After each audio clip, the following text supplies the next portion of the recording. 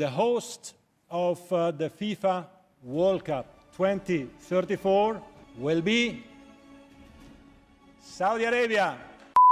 Jadi kalau Saudi Arabia tidak menjalankan syariat Islam, gak ada kelebihannya di mata gua.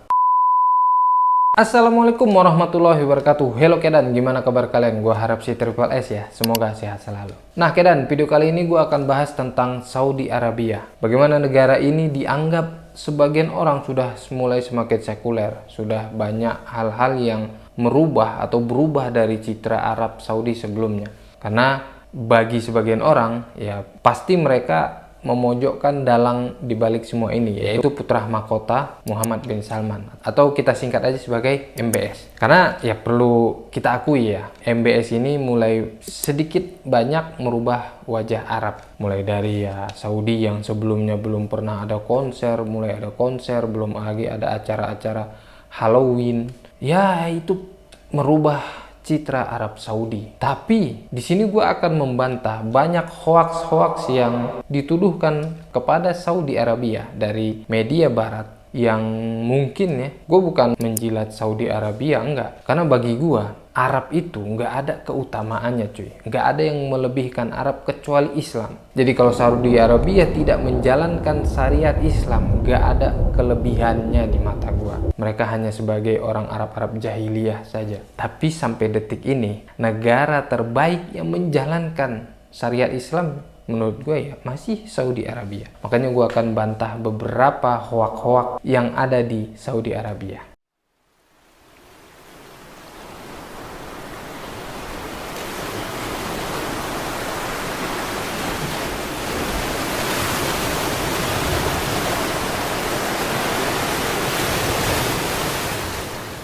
Nah, yang lagi rame mungkin berita tentang Saudi Arabia yang menerima keberadaan LGBT.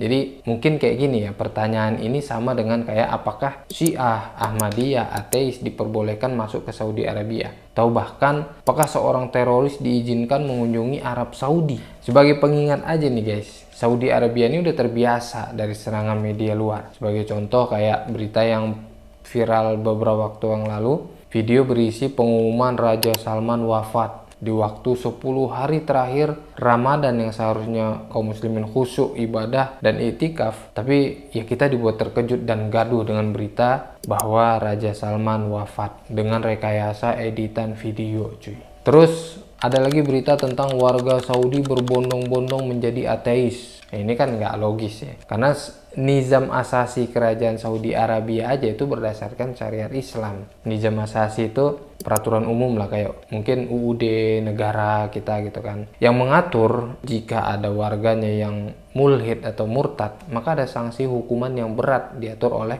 negara. Nah, gue langsung aja, yang paling nggak bisa dipisahkan dari hoak tentang Saudi, di mana media selalu menuduh biang keroknya membunuh karakter putra mahkota Muhammad bin Salman ini cuy. Dan ya udah seperti biasalah, hal-hal ini dialami oleh para raja-raja Saudi sebelumnya cuy. Sampai bahkan ada raja yang dibunuh karena hoak-hoak seperti ini. Nah kalau kalian pengen baca banyak berita tentang contoh kayak diantara sumber fitnah yang dihadapi oleh Saudi, terus berita-berita tentang Saudi, kalian bisa baca Saudinesia. Nanti linknya gua kasih di deskripsi atau di komen ya. Nah hal ini bermula ketika media barat mengangkat tema hal ini bersumber dari FAQ dari visitsaudi.com. Ada sebuah pertanyaan yang menanyakan, apakah visitor LGBT diperkenankan untuk mengunjungi Arab Saudi? Ya pasti jawabannya sangat diplomatis kan. Setiap orang diperkenankan untuk mengunjungi Saudi Arabia dan turis tidak dimintai untuk mengungkap urusan detail pribadi seperti ini. Nah, pertanyaannya, apakah jawaban tersebut berarti mengkhususkan hanya kepada sekelompok orang yang menyimpang orientasi seksualnya diizinkan untuk masuk ke Arab Saudi? Perlu kita ketahui, lebih dari 35% warga asing atau ekspatriat yang bermukim di Arab Saudi, mereka datang dan menetap di Arab Saudi membawa bermacam-macam kepercayaan, aliran, agama, suku, dan ras dan bangsa cuy. Tapi mereka juga nggak ditanyakan urusan pribadi masing-masing mereka saat tiba di Saudi gitu. Waktu mereka masuk di Saudi, sama kayak di negara lainnya. Apakah ditanya orientasi seksualnya? Kalian masuk negara mana? Masuk ke Jepang, masuk ke Kanada, masuk ke Amerika. Apa kalian ditanya? What kind of you? You gay? Or lesbian? Or transgender? Or what? Nggak ada kan? Nggak ada kayak gitu. Sama kayak di Saudi juga nggak ditanya. Kau Wahabi apa kau Sufi? Nggak ada. Kau ini anggota kelompok geng apa? Aliran apa kau? Nggak ada. Apakah semua pengunjung sebuah negara ditanyakan hal sedetail itu? Enggak kan? Asal dokumennya legal dan lengkap, terus nggak masuk dalam daftar red notice-nya Interpol, atau bebas dari segala catatan yang menjadi standar cegah tangkal sebuah negara dan aturan internasional gitu. Siapapun berhak melakukan traveling ke negara manapun. Lantas siapa yang akan menginterogasi orientasi seksual seseorang gitu sehingga dilarang masuk kerajaan Saudi Arabia? Siapa? Makanya pahami jawabannya bahwa ya ucapan everyone is welcome to visit Saudi Arabia and visitor are not asked to disclose such personal detail. Jadi yang dilarang itu ya kalian mempromosikan, kalian pamer di publik, ruang publik, kalian kampanye di luar, itu yang dilarang. Urusan visitor kayak ada orang menyembah api, penganut Yahudi, Sikh, atau 3 Tuhan sekalipun, itu mah sah-sah aja. Kalian berkunjung ke negara haramain gitu, sah-sah aja, itu hak-hak kalian gitu kan. Padahal kan urusan akidah yang seharusnya lebih prioritas kan. Sama kayak orang yang umroh dan haji pun gitu. Ketika identitas dan dokumen perjalanannya menyatakan bahwa dia sebagai seorang muslim, itu nggak diperiksa cuy. Apakah dia mazhabnya Hambali? Kalian Hambali nggak? Karena di sini mayoritas kami Hambali, mazhab kami Imam Ahmad. Nggak ditanya gitu. Apa kalian Sufi? Tarekat apa kalian? Kalian Syiah? Ahmadiyah? Nggak ada kayak gitu ditanya kayak gitu.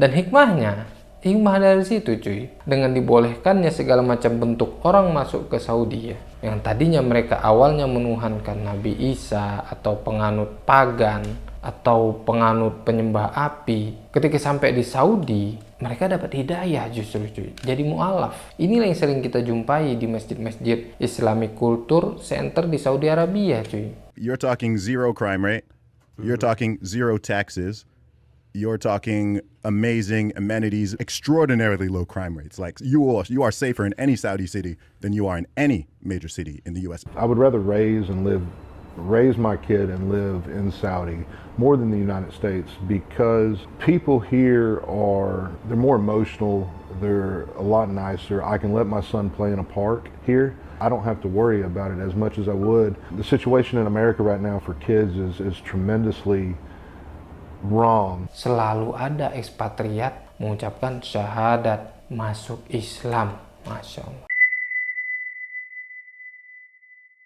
Nah, sebagai pengingat, Kementerian Dalam Negeri kerap mengirimkan pesan singkat melalui ponsel atau SMS kepada setiap warga Saudi dan ekspatriat yang menetap di Saudi agar tidak melakukan hal-hal berikut. Yang pertama, menyerukan pemikiran ateistik dalam bentuk apapun atau skeptis terhadap perkara sawabit agama Islam yang menjadi dasar negara Saudi. Jadi dilarang banget lu menyerukan pemikiran ateistik dalam negara, dalam bentuk apapun lah. Lu kampanye ateis dalam bentuk apapun dilarang di situ. Karena dasar negara Saudi Arabia kan Islam ya. Saudi itu bukan negara demokrasi, dia itu teologis.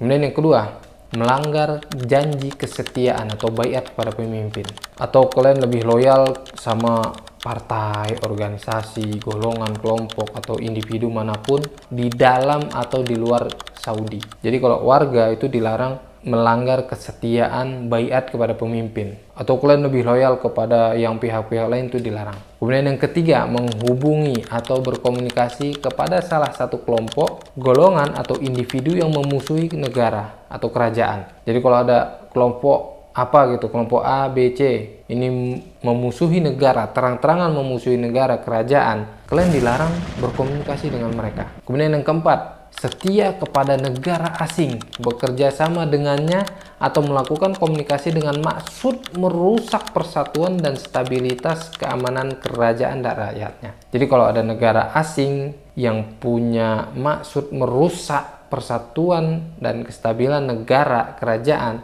kalian dilarang bekerja sama dengan pihak tersebut. Dan yang kelima, berusaha dengan segala cara apapun untuk menggoyahkan tatanan sosial dan persatuan nasional yang dapat memengaruhi persatuan dan stabilitas kerajaan. Dan yang keenam, menghadiri konferensi atau seminar atau pertemuan baik di dalam atau di luar negeri yang ditujukan untuk mengganggu keamanan dan stabilitas serta mengobarkan hasutan di tengah masyarakat. Maka siapapun yang melanggar hal di atas tadi yang gue sebutin 6 tadi, maka dimintai pertanggungjawabannya baik di masa lalu dan selanjutnya dalam pikiran, perkataan, dan perbuatan. Maka rangkuman 6 poin tersebut sudah cukup menunjukkan ketegasan kerajaan Saudi Arabia terhadap kampanye yang bertentangan dengan dasar negara dan menggoyahkan tatanan sosialnya, termasuk diantaranya adalah LGBT. Di belahan dunia lain, dunia barat saat ini, itu sedang masif banget kan kampanye program liberal, LGBT+, diantaranya mendapat dukungan besar dari negara-negara. Mulai dari kebijakan pemerintah hingga brand terkenal menjadikan transgender sebagai bintang iklannya cuy. Dan platform media sosial juga pro terhadap kampanye LGBT+ ini cuy. Dan siapapun yang menolaknya biasanya itu suka dibungkam, dihapus akun sosmednya hingga dibui di negara luar, di barat sana. Nah, ketika mereka berusaha mempengaruhi opini, sebagian media itu membeok, menciptakan framing hingga menuding Saudi dan LGBT sesuai purbasangkanya. Lihat Kanada contohnya gitu ya. Mereka mensahkan UU perlindungan terhadap LGBTQ+. Siapa saja yang anti dengan program atau melakukan perbuatan yang mengganggu mereka, maka diancam dengan denda uang cuy. Jadi negara luar itu benar-benar pro banget dan mereka kampanyekan hal ini gitu. Di Amerika, kalau ada atlet wanita yang memprotes kaum transgender ikut berkompetisi, itu atlet akan dibully cuy dan diintimidasi, bahkan mendapatkan kekerasan fisik. Jadi mereka nggak mampu membela diri. Belum lagi di Inggris. Di Inggris anak-anak tingkat TK itu dipertontonkan, diajarkan, dididik agar menerima pelangi. Makanya kayak di video gue sebelumnya, lu tonton aja. Itu bahkan masuk ke dunia hiburan, sepak bola. Mereka gencar banget kampanye LGBT+ ini di dunia sepak bola cuy. Terus ada lagi media hater bernama Kearab-Araban juga menuding Saudi Arabia yang jauh panggang dari api dengan menulis corong sodomisasi, berdalih FIQ dari atas gitu kan. Ya, haters gonna hate. Sebagai biladul mustahdaf, kerajaan Saudi Arabia paham betul bahwa keberadaan haramain di negerinya di antara faktor masifnya serangan media yang rata-rata dikuasai oleh kaum sekuler dan pembenci dakwah Islam yang ditegakkan di Saudi Arabia. Selain itu ya tentunya faktor ekonomi dan politik kan. Sebagaimana alasan mengapa kebencian terhadap MBS semakin meningkat. Dan sampai saat ini, detik ini cuy, penegakan syariat Islam di Saudi Arabia itu adalah yang terbaik. Jadi belum ada satupun negara di dunia, ya, di dunia satu pun negara yang sekuat Saudi Arabia dalam menjalankan syariat Islam. Wallahu alam. Gimana menurut kalian? Gue di sini bukannya membela mati-matian Saudi Arabia, tapi ya kita fair aja gitu. Karena kalau salah ya gue bilang salah. Di awal juga gue bilang MBS sedikit banyak merubah citra Saudi Arabia kan. Dia mulai ya karena memang target mereka berapa tahun ke depan mereka itu mau jadi New Eropa, Eropa baru. أنا أعتقد أن أوروبا الجديدة هي الشرق الأوسط.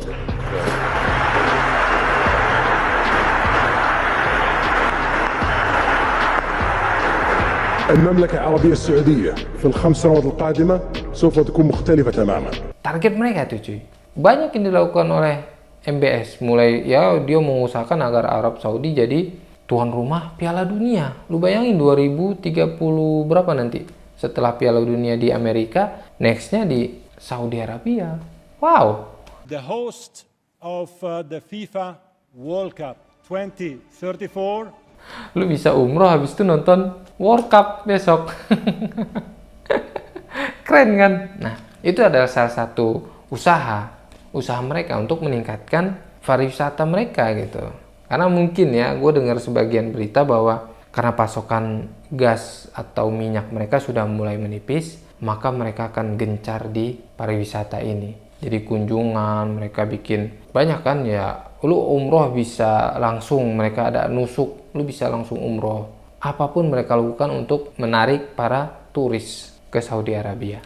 Jadi ya itulah, gimana menurut kalian tentang hoax yang sering diterima oleh Saudi Arabia dari negara luar, negara barat? Silahkan tulis di kolom komentar. Mari kita berdiskusi di bawah. Dan yang menonton sampai akhir, gue ucapkan jazakumullah khair. See you next video. Assalamualaikum warahmatullahi wabarakatuh.